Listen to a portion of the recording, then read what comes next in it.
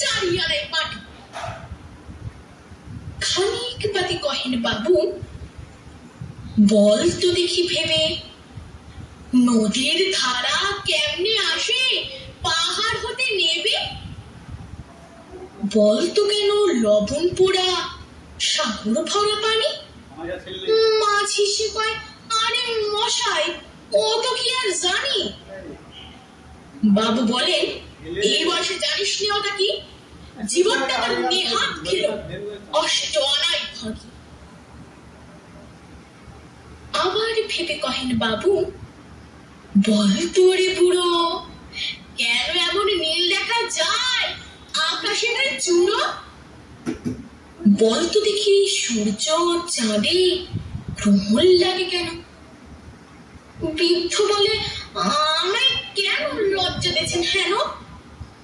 বাবু বলেন, বলবো কি আর, বলবো তোরে কিতাব, দেখছি এখন জীবনটা তোর 12 আনাই বৃথা। খানিক বাদে ঝড় উঠেছে, ঢেউ উঠেছে ফুলে। বাবু দেখেন নৌকাখানে ডুবলো বুঝে তোলে। মাঝি দেখুন, কি আপদ, ওরে ও ভাই মাঝি, ডুবলে নাকি নৌকা, এবার মরবো নাকি আছি?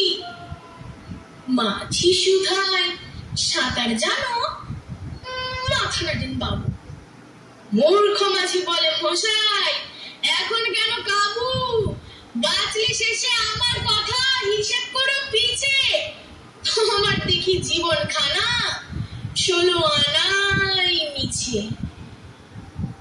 বেশ, সুকুমার রায়ের জীবনের হিসাব শোনালো অদ্রি চট্টোপাধ্যায়, সবশেষে সৃজিতা পাল। আমি কাজী নজরুল ইসলামের লেখা ঝিঙে ফুল কবিতাটি বলবো। শুরু করে দাও। ফুল, ঝিঙে ফুল, সবুজ পাতার দেশে ফিরোজিয়া ফিঙে ফুল, ঝিঙে ফুল। গুলমে পর্ণে রতিকার কর্ণে ঢলো ঢলো স্বর্ণে ঝলমল দোলে দুল, ঝিঙে ফুল।